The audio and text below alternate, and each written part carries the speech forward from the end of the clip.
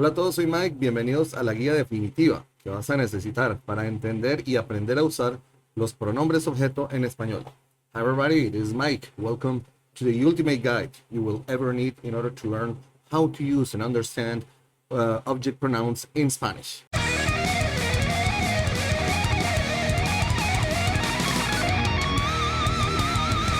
So object pronouns. An object pronoun is a pronoun that replaces the noun that function as the object of the verb.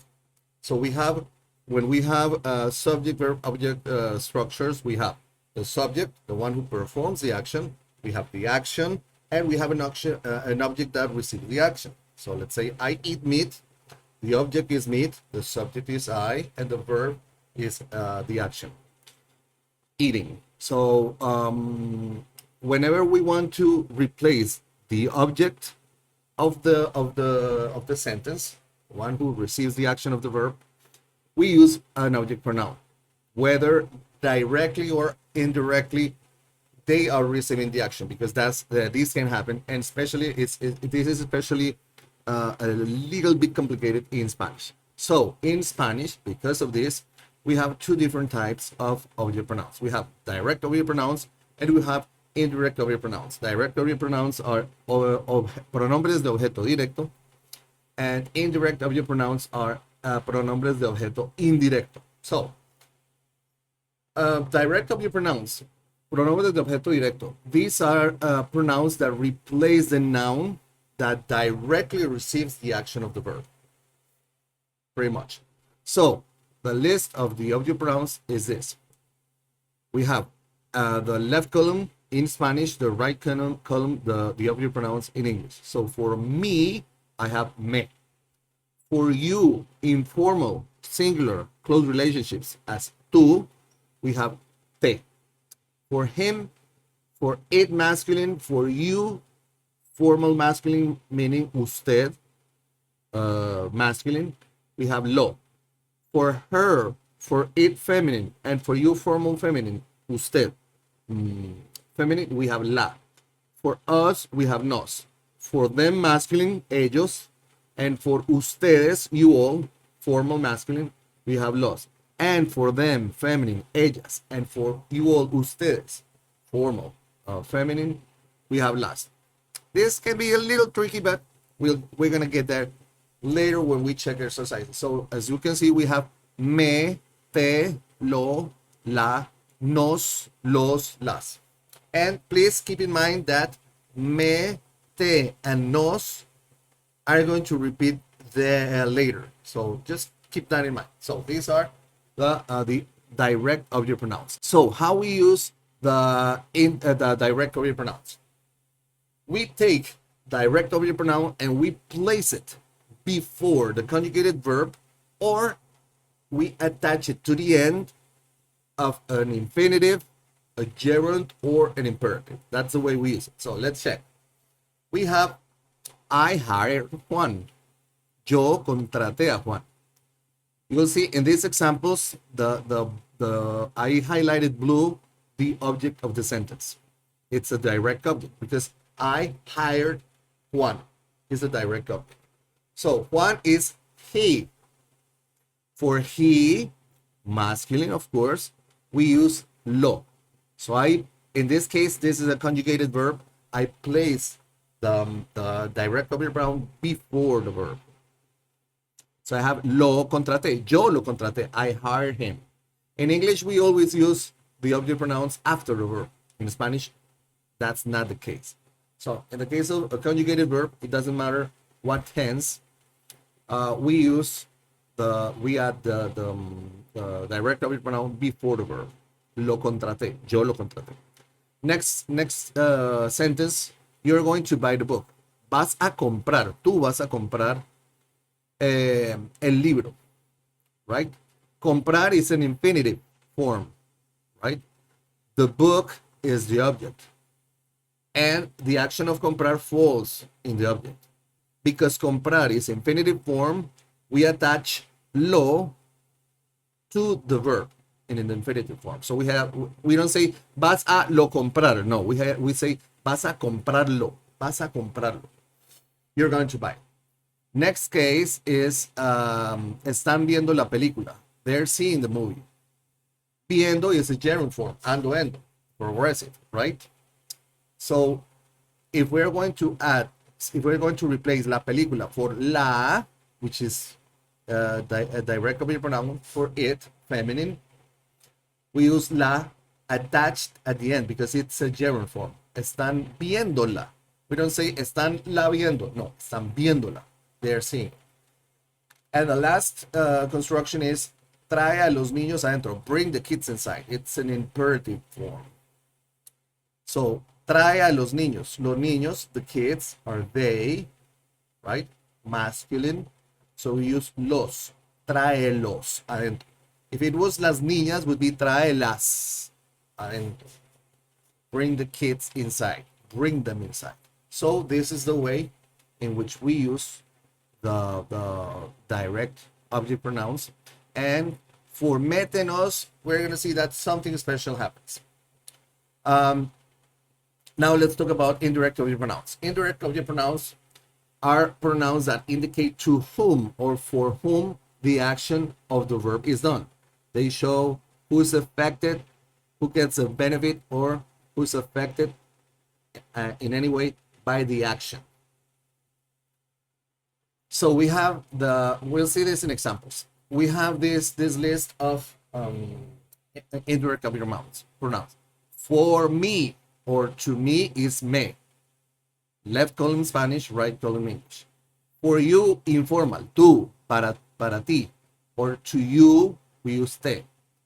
For him, for her, for it, or for you, formal, usted, we use le. For us, nos. And for them, or for you all, ustedes, we use les. As you can see, me, te, and nos is repeated. They are the same words, although they have a different function. Because here, they function as indirect object pronouns, whereas the other ones function as direct object pronoun. And that's something that can get tricky here. How do we use these pronouns? Both direct and indirect object pronouns are used the same, meaning before the conjugated verb or attached to the end of verbs in infinitive form, gerund, or commands, imperative form. And we can see that here. Doy el libro a los niños. I give the kids the book. Well, this sentence may sound a little bit weird in English. I give the book to the kids, pretty much. So, I give the book. I, subject, give, verb, the book, object. Who gets the benefit of this? The kids. The kids are the indirect object pronoun. Who are the kids? Los niños. Ellos. So for ellos and ellas, we use les. So we attach this, because it's a conjugated verb, we attach this before the verb. I mean, we place this before the verb. Les doy el libro. Yo les doy el libro. ¿A quiénes? A los niños. I give the book to them. Les doy el libro. Tienes que dar el bolso al jefe. You have to give the bag to the boss. You give the bag. You give the bag. Subject, verb, object. Who receives the benefit or who gets affected by this? The boss. The boss is the indirect object here. El jefe. So we are going to change jefe for le, because it's him. So tienes que darle el bolso. You have to give the bag to him. You have to give him the bag. In this case, dar el bolso, dar is infinitive. So because it's an infinitive form, we attach the pronoun to the end of the verb. Darle. Estoy pagando el dinero, Juan. Pagando. Gerund. Well, present participle, which is progressive form, right? Ando in Spanish. Gerundio. Estoy pagando el dinero, Juan. Juan gets the benefit of this. So Juan is the indirect object pronoun. Juan is el. The indirect object pronoun is le. Estoy pagándole el dinero. I'm paying him the money. To whom? To Juan. And trae el carro para mi amiga. Bring the car for my friend. That's an imperative mood. Again, my friend is her or she. For she is le, for to her, right? Or for her, le. So we attach le to the end of trae. Tráele el carro. And that's the way we use both direct and indirect object pronouns. Now, in Spanish, we're going to see that in a lot of sentences, especially the ones for I, you, and we pretty much always tend to use object pronouns. And this is because these pronouns are typically required when we are referring to these kinds of object in everyday communication. So we could say Spanish, not we. Spanish has strong preferences for using object pronouns, both direct and indirect object pronouns, in order to clarify who receives the action. For first and second person, meaning I, you, and we, the connection between the verb and the pronoun is very important. Why is this? Because the object pronouns for these persons, for me, te, and nos, remember I showed you, which are the same both for indirect and direct object pronouns, they provide essential clarity and economy to the sentence. That's one thing. The other thing is that in Spanish is common to use a redundant or an emphatic construction to give emphasis with a pronoun. That's something that we do a lot. Even it doesn't matter, even when the object is explicitly mentioned later on or before, as long as, let me see, okay, yeah. As long as we use it, it goes, this construction emphasizes to whom or for whom the action is directed. So let's check some examples. So in the case of da el libro a nosotros, that would be subject, verb, object. Give the book to us. Da el libro a nosotros. That sentence, although it's grammatically correct, it sounds awkward. It sounds overly formal. Is not typically used in everyday language. That's not the way we talk. And it feels kind of incomplete because we expect the pronoun for us, nos. We expect that. If we say danos el libro, give us the book, oh, that's different. That's different because it's much more natural. That's the way we use it. It follows the common pattern of including the object pronoun directly in the sentence. Danos el libro.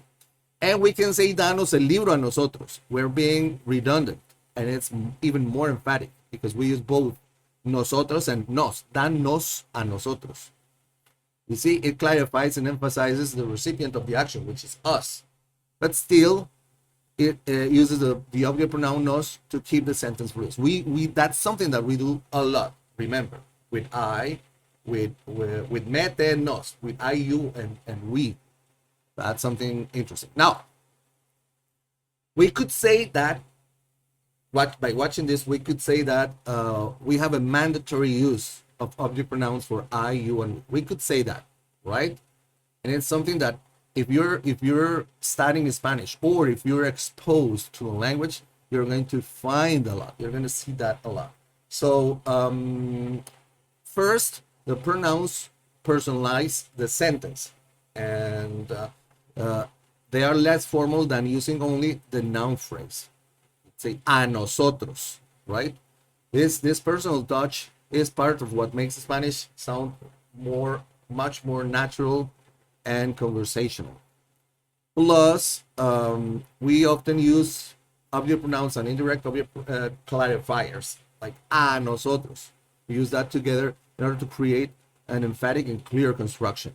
Okay. Now, in contrast, I was thinking context. In contrast with third person objects, right?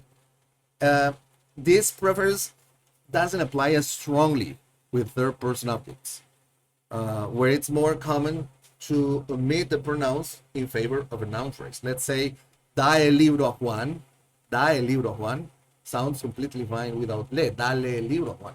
Although dale el libro a Juan is equally correct and much more natural. I would say that you could hear both da el libro a Juan and dale el libro a Juan.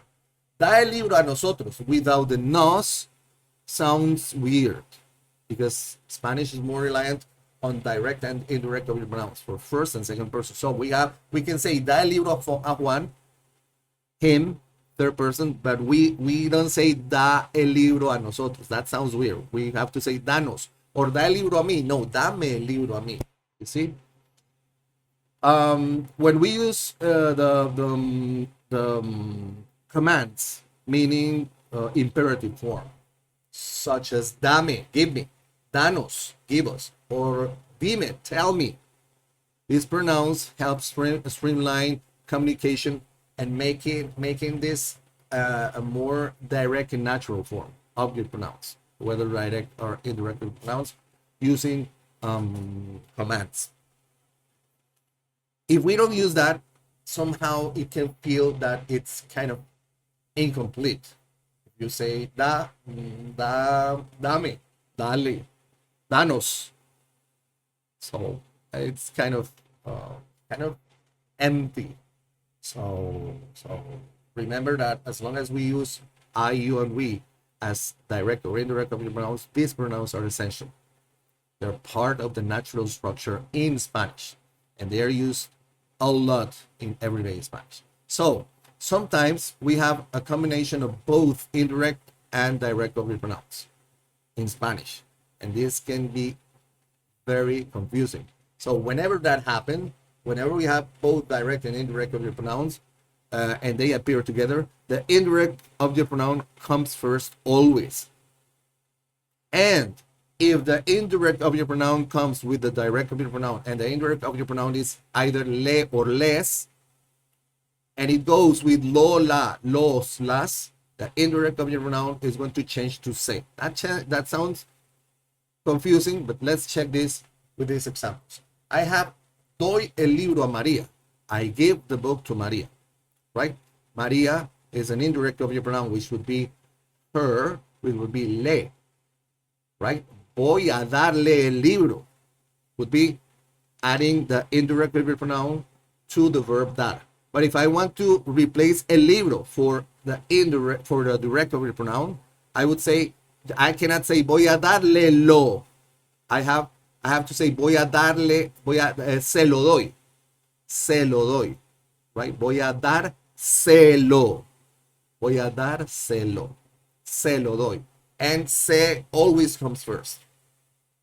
If I have voy a traer el regalo a ellos, I'm going to bring the gift to them. Voy a traerles el regalo. If I'm going to replace el regalo with lo, I have to say voy a traérselo.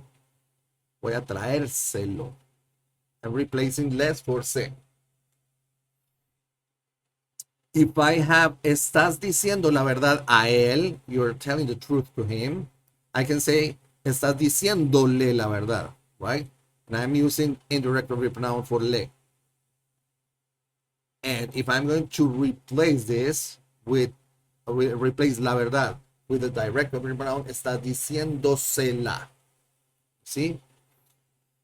And last, pide un favor de mí, ask a favor from me. These sentences are kind of weird, but we use this just for the sake of the explanation, right? Spanish can make it. Pídeme un favor, ask me a favor. Pídemelo. So as you can see, when we have both indirect and direct object pronouns, we have the indirect object pronoun and the object pronoun. And whenever it is le or les, along with lo, la, los, las, it changes for se. Indirect object pronoun changes for se and comes first. See this in the sentences. How we can make differences between direct and indirect object pronouns? Basically, we have to ask questions. Because we don't have this in English, right? We don't have these pronouns of the indirect object pronouns in English. So for direct objects, you have to ask what or who is receiving the action of the verb. If I say, ellos leen el libro, they read the book. What do they read? ¿Qué leen? The book, el libro, lo leen, so they read it. So this is a direct object pronoun. And for indirect objects, we have to ask to whom or for whom is the action being done. So I say, escribí una carta a Juan. I wrote a letter to Juan. ¿A quién escribí una carta? To whom did I write a letter? A Juan, to Juan. So, le escribí una carta. I wrote him a letter. Le escribí una carta. Indirect object pronoun. Okay. Hopefully, we will be able to have another video in which we go with examples. So this is basically the theory. Now, we need to avoid ambiguity. So, in order to do that, we can use clarifying phrases when needed, of course. Especially when we use le and les, which can make reference to different people or things. So let's say, I say, le doy el libro. Le doy el libro. Who does he le refer to? He, she, it, or you, usted. It can be le for él, le doy el libro a él. It can be she, le doy el libro a ella. Le doy el libro it a something. Or le doy el libro a usted. It can be four different things. And we use to clarify. Le doy el libro a Juan. So I use a Juan just to make reference. I mean to clarify. So this is very important. There are some situations in Spanish. Wow, this is complicated. Spanish is a little bit complicated. This has to do with verb conjugation. So there are situations in which the pronouns are the same, but they function differently. So this happens with me, te, and nos, as I explained before, because they can be either direct, indirect, or pronouns. In fact, they can be also reflexive pronouns. So it can be tricky. So let's say we have just two sentences. Me ves o me das el libro. Me ves, tú me ves, y tú me das el libro.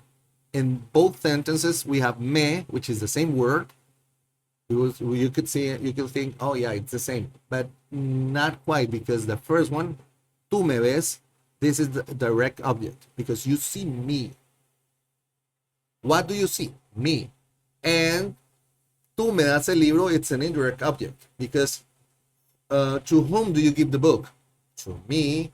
You give me the book. A mí. ¿A quién le das el libro? A mí. Me das el libro. So although we have the same words, the function is not the same. So in Spanish, native speakers make a lot of mistakes. In fact, in every language, native speakers make mistakes, a lot of mistakes, because we do not learn by education. We learn by acquisition. So Spanish is not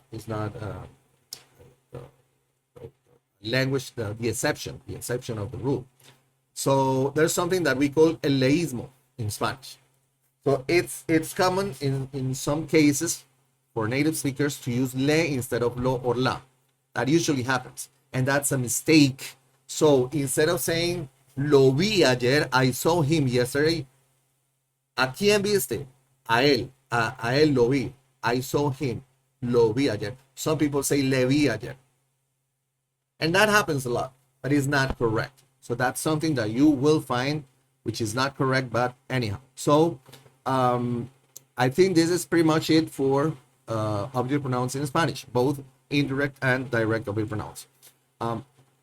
It is important to understand how they work, because in English, it doesn't work exactly the same way. And in English, we just have direct object pronouns, whereas in Spanish, we have also the indirect object pronouns and the pronominal constructions. Now, what's the idea? Check this video as many times as you need, right? Try and understand, start doing exercise and whatever. If you have doubts, then, if you're in doubt, then check the video as the times you need in order to understand. But if you're still in doubt, leave a comment and I'll try to reply as soon as possible. Now, what's the idea with this? Read. Start by reading. Read and try and identify direct and indirect object pronouns in Spanish. Oh, this is a pronominal construction. Oh yeah, this is the way it works, this and that. Then, once you're comfortable with that, and of course, doing exercises in writing, building up sentences, coming up with sentences, both using replacing object pronouns. I mean, replacing object with object pronouns in Spanish. Try and do that. And next, then try and identify that by listening. either listening to podcasts, news, shows, TED Talks, videos, series, movies, and of course, start speaking. This is a matter of repetition, association, and exposure. So you need to get this in order to understand. So once again, start working on this as much as you can. If you're in doubt, check the video as many times as you need. And if you're still in doubt, leave a comment. I reply as soon as possible. If you like the video, you know what to do. Please share with your friends, group, social media. And if you haven't yet, subscribe to the channel. Click the bell button in order to get notifications because we're posting videos on a weekly basis. And also, this is going to help you in order to participate on the chat whenever we go live. We're going live every Tuesday around 6:30 p.m. Colombia time. So looking forward to seeing you in those classes. So I hope this has been helpful. It's not impossible. It's kind of difficult, but it's not impossible. So go ahead. Good luck with this and let me know how it goes. Sigan estudiando, sigan aprendiendo y nos vemos en un próximo video. Bye.